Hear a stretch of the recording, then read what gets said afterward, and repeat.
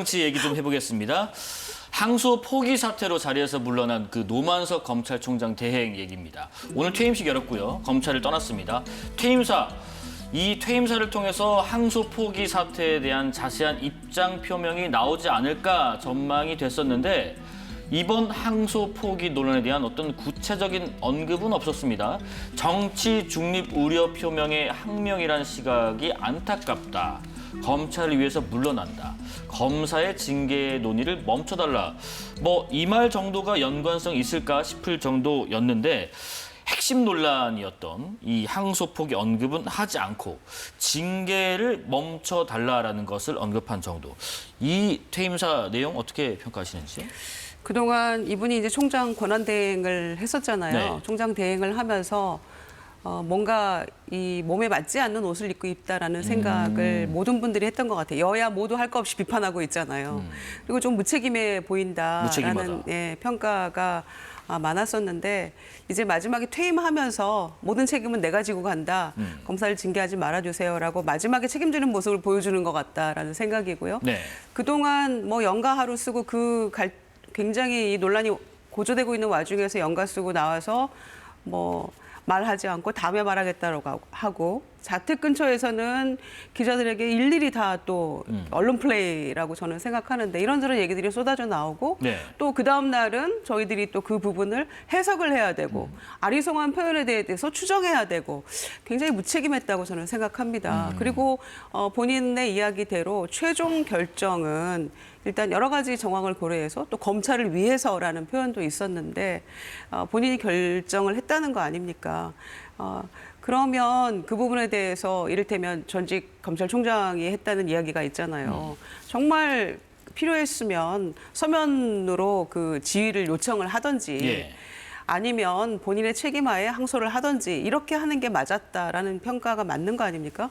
또 정성호 장관 같은 경우에도 얘기를 해서 답변 그렇게 했잖아요. 내가 항소를 반대한 적 없다. 그 정도 결기였으면 서면지휘 요청하고 본인이 했어야 되는 거 아니냐라는 얘기를 할 정도입니다. 그러니까 뭔가 이 검찰이 기존과 달리, 기존의 어떤 모습과 달리 기계도 없고 결기도 없고 그리고 본인이 책임지고 할 수 있는 그 부분에서조차도 상당히 비겁한 모습을 보였다라는 그런 평가를 받고 있는 것 같아요. 네네. 그래서 지금 얘기 다 퇴임사에서 하겠다고 했는데 뭔가 미진한 부분이 있다면 저는 국정조사에서 증인으로 출석해야 되거든요. 거기에서 충분히 얘기할 수 있을 기회가 있을 거라고 생각합니다. 어떻습니까? 퇴임사 전문 보도 통해서도 보셨을 텐데 네. 좀 내용이 없냐 아니면 좀 찜찜한가요? 어떻게 평가하시나요? 사실은 근데 그날 오후 5시에 정진우 서울중앙지검장이 그때 이제 물어보니까 항소에 대해서 아직도 안 했냐라고 했다는 거 아닙니까? 그러니까 다 하게 돼 있었던 건데 그게 2~3시간 사이에 갑자기 이제 바뀐 거거든요.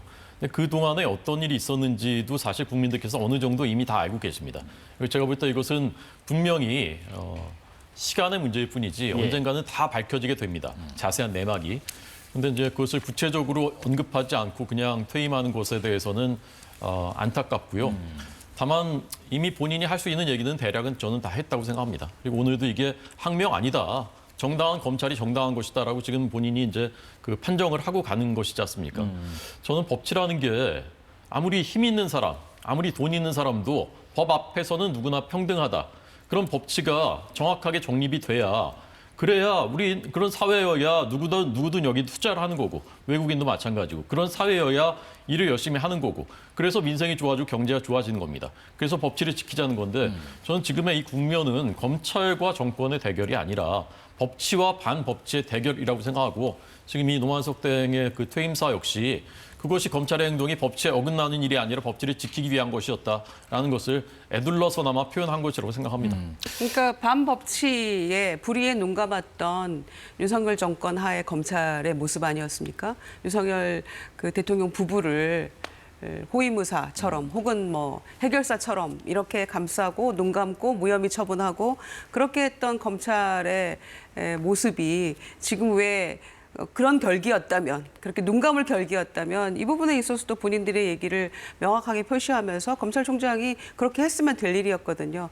그런데 이도저도 아닌 정말 어긋나는 모습을 정권에 따라서 달리 보이고 있는 이 선택적 분노, 선택적 반발 이런 부분에 있어서 국민들이 굉장히 부당하다라고 느끼는 거죠. 네네. 검찰이 저런 존재였구나라는 그런 부분에 대해서 비판의 화살이 검찰에 갈 수밖에 없다고 생각합니다. 정치검사가 가장 득세하고 횡행했었던 것이 문재인 정권 때였죠. 그때 검언 육착 사건, 독직 폭행 사건까지 있었고 정권의 주구 역할을 했었던 것이거든요. 어느 정권에서나 정치검사들이 판쳐서는 안 됩니다. 어느 정권에서나 검사들이 잘못하는 일은 비판받아야 됩니다. 그렇지만 그랬으니까 우리는 상관없어. 우리는 지금 왜 우리한테만 뭐라고 해 하는 것은 저는 온당한 태도 아니라고 생각합니다. 지금 노대행 같은 경우에 앞서 잠깐 말씀하신 것처럼 그 집 근처에서는 기자들에게 조금 얘기를 하는 것 같습니다. 그런데 몇 가지 얘기들 중에 좀 짚어볼 부분이 있는데 일단은 외압 의혹에 대해서요. 저쪽 요구사항을 받아주기 어려운 상황, 저쪽에서도 지우려고 하고 우리는 지울 수 없는 상황이라고 일단 말을 했어서 이 저쪽, 이쪽 저쪽 논란이 있었는데 그 이후에 어젯밤에는 다시 기자들에게 법무부에서 지우려고 한다는 얘기한 적 없다. 그리고 부대꼈다라는 거는 이 마음이 부대끼고 후배들과의 관계가 부대꼈다는 의미였다. 어떻게 이게 수습하고 있는 건가요? 아니 그 저쪽에서 이미 다 이제 지우고 있지 않습니까? 많이 지워졌어요. 오늘 보니까 좀 전에 그 대장동 일당 남욱 씨가 수백억 원 재산이 지금 추징 보전이 돼 있는데 검찰이 나중에 추징 판결이 내려지면은 그걸 추징하기 위해서 이제 목건들에게 추징 보전 조치를 해놨어요. 근데 이제 1심에서 이렇게 돼버리고 항소를 못하게 되니까 그거 해제해달라고 요구했다는 거예요. 그러니까 수백억 원 재산 지키게 된 겁니다. 남욱 씨는. 그 사람이 왜 정권 바뀐 다음에 이재명 당시 시장과의 관련성에 대해서 말을 완전히 바꿨는지 이해가 되는 측면이지 않습니까? 또 이렇게 판결이 내려져 버리니까 정진상 실장에 대한 그 뇌물 재판 역시 또 영향 미치지 않습니까? 네네. 다 이렇게 해서 지금 하나하나 지워가고 있는 것이죠. 그런데 이것을 그냥 놔두게 되면 그것은 이제 이재명 대통령이나 그 대장동 일당에 대한 문제가 아니라 대한민국의 법치가 무너지는 것이고 그러면 경제가 무너지는 것이기 때문에 그래서는 안 된다라고 하는 건데 예. 그것을 검찰이 마땅히 할 얘기를 한다고 해서 검사 징계법을 만들겠다. 그러니까 이건 파면시킬 수 있다는 거거든요. 지금은 검사를 파면하려면은 탄핵 소추해가지고 그게 의결이 돼야지 할 수 있습니다. 근데 그냥 파면시켜 버리겠다는 것은 변호사 개업을 하겠다라는 것이거든요. 그러니까 이렇게까지 협박을 해가지고 검사들 협박해가지고 자기들의 이익을 지키겠다. 이런 정권이 세상에 어디 있습니까? 아니 그게 무슨 협박입니까? 예. 검사징계법 폐지하고 검찰청법 개정하겠다는 것은 사실은 이제 검사징계법에는 파면 조항이 없어요. 그것은 그만큼 어떤 검찰의 독립적 그다음에 공정성 이런 것들을 보장해주기 위한 거였어요. 그리고 정치적으로도 엄격하게 중립성을 지켜야 한다는 것. 그런 것 때문에 검사징계법은 파면 조항이 없었고 말씀하신 대로 엄격하게 탄핵 소추나 혹은 금고 이상의 형을 받았을 때만 파면 가능하도록 네. 그렇게 되어 있는 거 아닙니까? 파면을 못하기 때문에 저희가 검찰의 어떤 부정 비리에 대해서도 방법이 없으니까 저희가 국회에서 탄핵소추안 내고 막 이렇게 했는데도 된 것도 있고 안 된 것도 있고 이런 복잡한 상황을 거쳤던 것이죠. 그런데 이 징계법을 폐지하도록 만들게 된 원인은 저는 검찰에서 제공했다고 생각해요. 중립성, 공정성 다 해쳤잖아요. 조작 기소했잖아요. 그러니까 지금 보십시오. 정영학 회계사의 녹취록을 조작해서 했다는 게 드러나고 있지 않습니까? 그게 바로 대장동 2기팀 윤석열 정권 하에 수사팀에서 담당 검사가 조작을 했다는 게 드러나고 있잖아요. 그러니까 이런 부분들 때문에 저는 검사가 특권층도 아니고 상권분립에 입각한 무슨 사법부와 같은 동일한 것도 아니잖아요. 행정부 공무원이에요. 그렇지만 말씀드린 대로 독립성과 중립성, 공정성을 보장해주기 위한 조치였는데 스스로 저는 자충수를 두고 무너뜨린 거라고 생각합니다. 그래서 징계법 폐지하자라는 쪽으로 갈 수밖에 없는 것을 본인들이 스스로 자초했다고 저는 생각해요. 지금 검찰청법 개정안 발의 이 내용뿐만 아니라 또 이 대장동 사건 항소 포기 논란이 여야의 또 전면전으로 또 펼쳐지고 있습니다. 민주당은 지금 말씀하신 것처럼 검사도 일반 공무원처럼 파면하는 검사 징계법 폐지안을 발의했고 국민의힘은 대장동 개발 사업 현장을 찾아서 공세 수위를 높였습니다. 지금 화면도 좀 나오고 있는데 우선은 여야가 지금 공통점을 좀 찾은 부분 하나가 이제 국정조사 관련인데 일단 대장동 사건과 그 사건 항소 포기 과정에서 국정조사 얘기 안에서 몇 가지 짚어볼 점이 있습니다. 일단 조사를 담당할 상임위원회 이걸 어디에 둘 건가 여기 좀 줄다리가 하고 있다는데 일단 민주당은 법사위에서 국민의힘은 특위를 통해서 이 이견차 뭔지 좀 들어보겠습니다. 호 대변인님.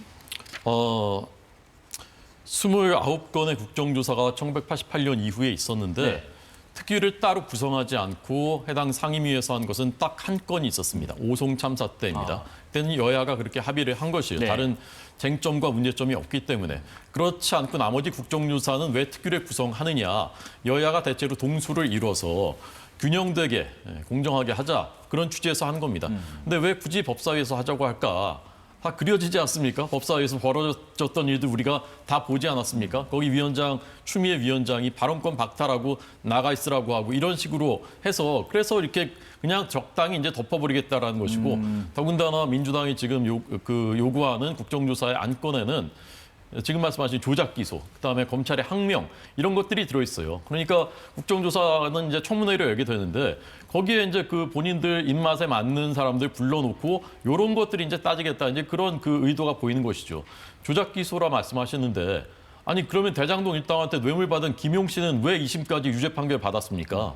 그다음에 쌍방울 대북 송금 사건 이거 다 대법원까지 다 유죄 판결 나잖았습니까? 근데 그런 사건들이 다 조작 기소다 이렇게 얘기하면 그것을 어떻게 국민들께서 받아들이시겠습니까? 자, 일단 그 국정조사 관련된 그 상임위 말씀부터 좀 들어볼게요. 네. 일단 법사위에 가면은 그림이 좀 그려진다 이런 말씀하셨습니다.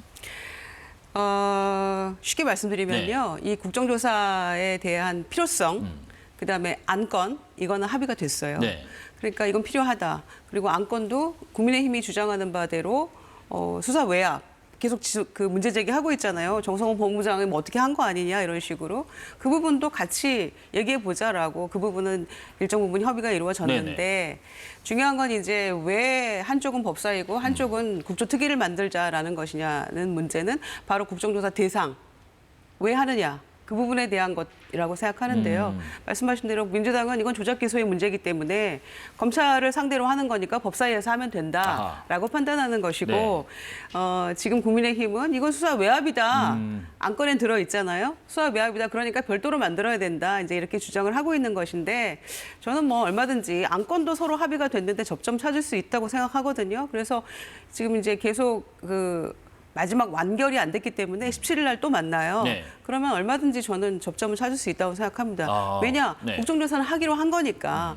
하자 말자의 문제가 아니기 때문에 이건 얼마든지 저는 다음 주면 접점을 찾을 수 있을 거라고 그럼 생각합니다. 뭐 특위로 갈 수 있는 것도 배제할 수는 없다. 뭐 위원을 좀 어떻게 조정할 구성에 수도 따라서. 있는 것이고요. 저는 뭐 절충점을 찾을 수도 있지 않을까. 제 개인적인 생각은 그런데 알겠습니다. 안건과 뭐 필요성이 다 합의가 된 마당인데 이것 때문에 불발된다는 거는 그것도 조금 코미디 같잖아요. 자, 그러면 오늘 이와 관련된 여론조사 내용이 나왔는데 한번 살펴보겠습니다. 자, 검찰의 대장동 사건 미항소에 대해서 적절하다라는 응답 29%, 부적절하다라는 응답 48%가 나왔습니다. 자, 이 조사는요. 한국갤럽 자체 조사로 전국 18세 이상 남녀 1,003명을 대상으로 11월 11일부터 13일까지 무선 전화 면접 100% 방식으로 조사가 됐습니다. 표본 오차는 95% 신뢰 수준의 플러스 마이너스 3.1%포인트입니다. 자, 이 여론조사 관련해서 만약에 입장을 내야 되는 곳이 있다면 어디일지 누구일지 또 이 여론조사는 무엇을 말해주고 있는지 두 분 의견 좀 들어보겠습니다. 호 대변인님.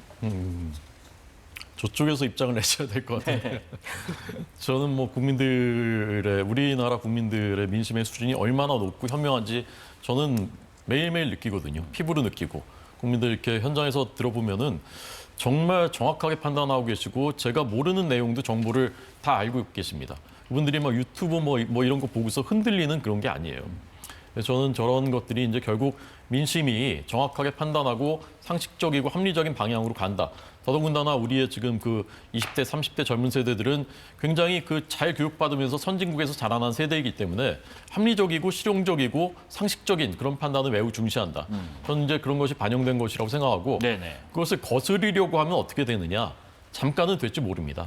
되는 것처럼 보일지 몰라요. 그렇지만 그것이 오래 갈 수가 없다. 역사의 대세를 거스를 수 있는 세력과 사람은 아무도 없다. 그래서 저는 지금 민주당이 또 이재명 대통령께서 저는 잘 됐으면 좋겠습니다. 또 역사에 실패해가지고 우리나라의 국가의 비극으로 이어지지 않았으면 좋겠어요. 그러기 네. 위해서 현명하게 판단하시라, 생각하시라 그런 말씀 드리고 싶습니다. 김 의원님 의견은 어떠신지? 성공한 정부 될 거예요. 네.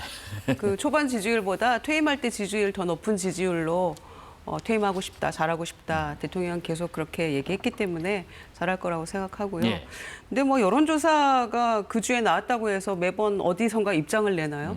그런 건 아니라고 생각하고요. 여론의 추이를 보는 것이고, 국민들이 이렇게 인식하고 계시는구나를 참고해서 국정 운영이나 혹은 당에서 정책 결정하거나 할 때 네. 참고하는 것이죠. 그런데 다만 이제 그 갤럽 여론조사에서 이렇게 그 적절하지 않다, 이제 뭐 이런 응답률이 부적절하다는 게 좀 높이 나온 이런 부분들은 네. 제가 보기에는 이제 계속해서 논란을 해왔고 지금 며칠 동안 방송에서 계속 얘기를 저희도 하고 있잖아요. 그런 그 여파도 있을 것이고 네. 또 하나는 이제 추징금과 관련한 그런 부분들에 대해서 이게 정의롭냐 아니냐 이런 이제 논란을 지켜보면서 항소심 가서 조금 판단을 받아보는 게 어땠을까라는 그런 국민의 인식 이해 이런 부분들도 조금 들어가 있는 여론조사 같은데요. 아마 저는 당에서도 입장을 낸 것처럼 조작 기소했다거나 또는 협박 수사했다거나 이 대장동 사건과 관련해서 이런 부분들이 조금 더 소상히 밝혀진다면 또 여론은 얼마든지 바뀔 수 있을 거라고 생각하고요. 추이는 계속 뭐 50%대를 유지하는 양상을 보이고 있기 때문에 일희일비하지는 않을 것 같습니다. 참 아이러니컬한 것이 항소심이 안 열리는 게 아닙니다. 열립니다. 근데 이제 검찰은 두 손 두 발 다 묶고 자기들한테 불리한 것만 가지고 싸워야 되고 형량은 깎일 가능성이 높고 추징금은 더 이제 낮아질 그런 가능성이 높은 그런 재판을 해야 되는 그런 상황이라는 것이죠. 예.